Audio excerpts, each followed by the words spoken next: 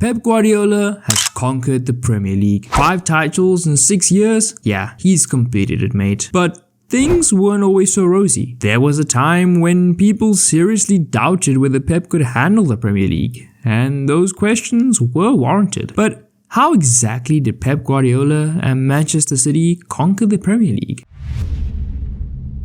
Pep was appointed in February 2016 after taking a break from football after his job at Bayern Munich. He was in place to start the 2016-2017 season, and because of his reputation, expectations were higher than the Burj Khalifa. City started the campaign well. They won their first 10 games in the league and drew just 1, putting them top of the table, 4 points ahead of second place Tottenham Hotspur. But it was a trip to Spurs that started the decline in form. City went to White Hart Lane and lost 2-0 to the Lily Whites, leaving them just 1 point ahead at the top of the table at the start of the international break. This break in momentum resulted in the City machine stalling. They experienced a decline in form after the international break. On the 23rd of October 2016, they had a disappointing home draw against Southampton, which resulted in Guardiola matching his record of going 5 games without a win as a manager. Adding to their poor run, City were given the boot from the League Cup after a 1-0 defeat to arch rivals Manchester United. This was a brutal blow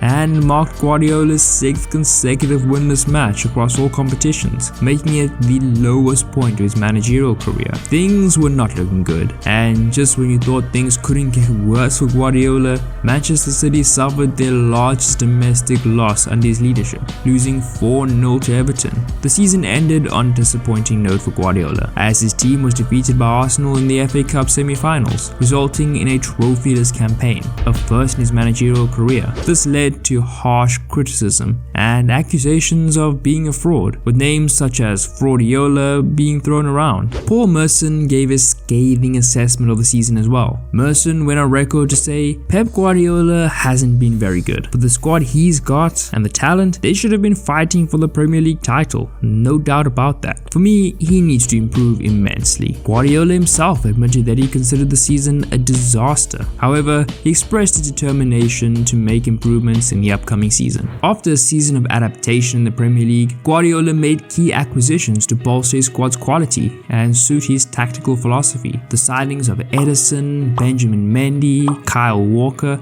and Bernardo Silva injected pace, dynamism, and technical ability into the team. Guardiola's tactical approach evolved as he emphasized quick transitions, high pressing, and fluid positional play. Guardiola's emphasis on controlling possession and creating fluid attacking movements was evident throughout the season. The team implemented his trademark juego de posesión style, characterized by intricate passing sequence and rapid interchanges of positions. The midfield duo of Kevin De Bruyne and David Silva orchestrated play with exceptional vision, while the attacking trio of Sergio Aguero, Raheem Sterling, and Leroy Sané provided pace, creativity, and clinical finishing. Manchester City stormed through the Premier League, displaying an unrivaled level of dominance and rewriting the record books in the process. Guardiola's side secured the title with a record-breaking 100 points, becoming the first team in Premier League history to reach that milestone. The team's attacking prowess was on full display as they scored a remarkable 106 goals, surpassing the previous record set by Chelsea. The season also witnessed City's unbeaten run of 18 consecutive victories, establishing a new Premier League record. Guardiola showcased his tactical flexibility by employing various formations and strategic adjustments to exploit opponents' weaknesses. The false 9 system, with De Bruyne or Sterling operating as a central striker, proved particularly effective, creating space for midfield runners and stretching the defense in the process. Guardiola's ability to identify and address defensive vulnerabilities in his own team, such as the utilization of Fernandinho as a holding midfielder, contributed to City's resilience and defensive solidity. Each player understood their roles in the system, seamlessly interchanging positions and supporting each other both defensively and offensively.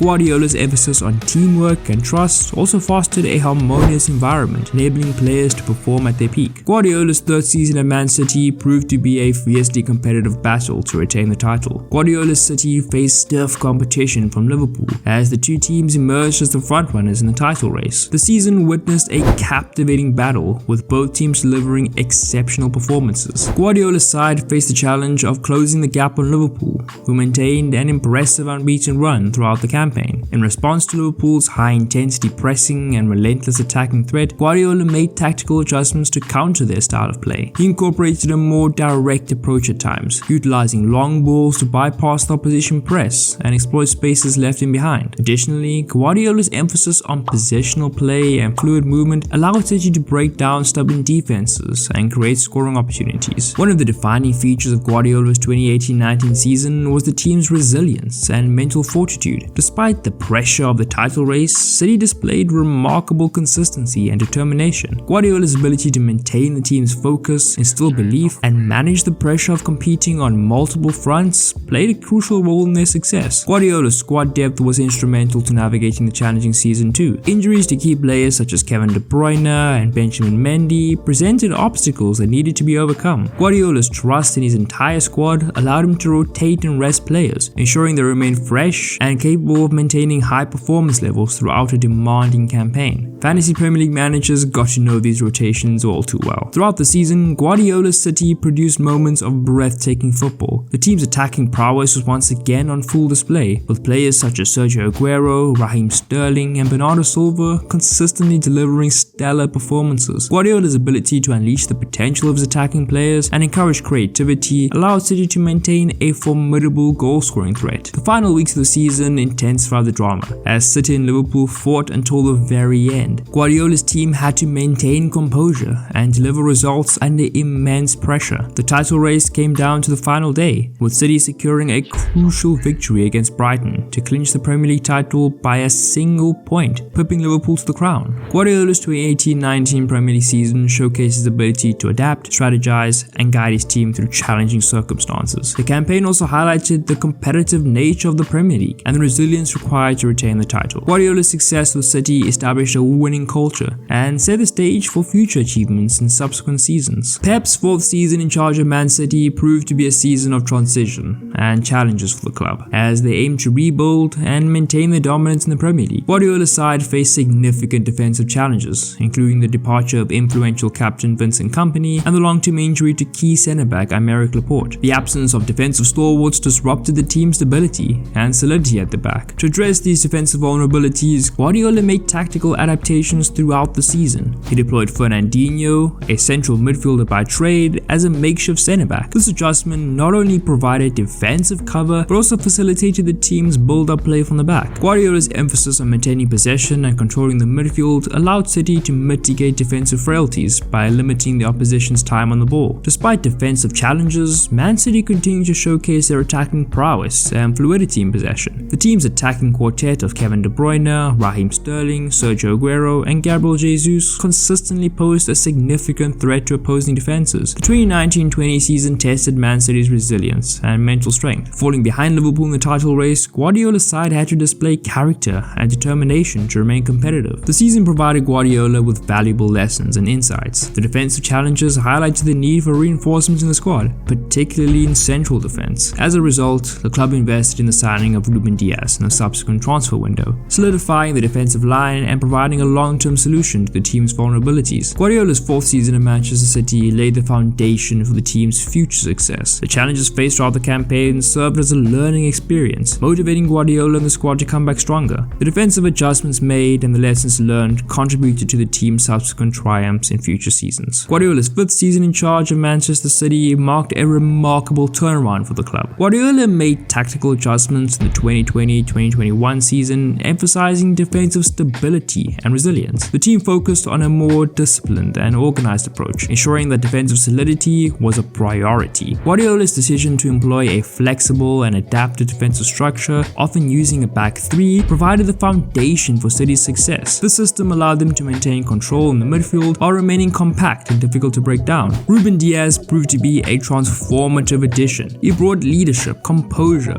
and defensive stability to the team. His partnership with John Stones at the heart of the defense was instrumental in City's defensive improvement, as they formed a formidable and reliable partnership. The trio of Ilkay Gundogan, Kevin De De Bruyne and Bernardo Silva orchestrated play, controlling possession and dictating the tempo of matches. Their technical ability, vision, and incisive passing were instrumental in breaking down stubborn defenses and creating scoring opportunities for the team. Manchester City displayed clinical finishing and attacking depth throughout the season. The goal-scoring burden was shared among various players, including the likes of Raheem Sterling, Phil Foden, and Gabriel Jesus. Guardiola's ability to rotate his attacking options without compromising the team's attacking potency allowed City to maintain a consistent threat in front of goal. Guardiola's 2020-2021 season highlighted the team's cohesion and collective brilliance. Each player understood their roles in the system, working collectively to achieve success. The players displayed a high level of understanding, seamlessly interchanging positions and supporting each other both offensively and defensively. Manchester City's mental strength and consistency were crucial factors in the success during this season. City exhibited remarkable consistency, stringing together an impressive winning streak, which solidified their position at the top of the table. After falling behind Liverpool in the previous season, Man City redeemed themselves and regained the Premier League title in this campaign. Guardiola's tactical adjustments, defensive solidity, midfield mastery, and collective brilliance were pivotal in their success. The team's ability to learn from past experiences and bounce back showcased their resilience and determination. The campaign also highlighted Pep's tactical acumen, adaptability, and ability to transform the team's defensive vulnerabilities, and this represents a significant chapter in Guardiola's managerial career. Pep's sixth season in charge of Man City witnessed a display of consistent brilliance and a relentless pursuit of excellence. Guardiola's emphasis on attacking football was evident throughout the season, with City displaying their attacking prowess and creative brilliance. Midfield played a crucial role once again in City's success during this season. Guardiola's team showcased their mastery of controlling the game through possession and dictating the tempo. The trio of Rodri, Ilkay Gundogan, and Bernardo Silva provided stability, creativity, and intelligent distribution in the middle of the park. The ability to dominate the midfield battles allowed City to dictate the rhythm of matches and launch attacking forays, a theme of Guardiola City. While their attacking prowess often garnered attention, their defensive resilience and solidity were key factors in their success too. Guardiola's team conceded the fewest goals in the league, a testament to the defensive organization and discipline installed in the squad. The partnership between Ruben Dias and John Stones continued to flourish, providing a solid foundation at the back. Additionally, the defensive work rate of the entire team from front to back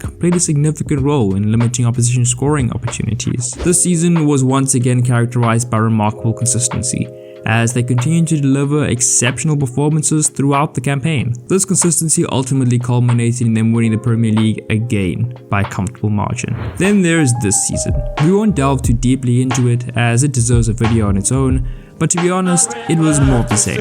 Despite a points deficit, the happy inconvenience of competing in multiple competitions, and fierce rivalry, they managed to comfortably end up on top. The monopoly has grown stronger. But is this good for football and the Premier League specifically? Have your say in the comments down below.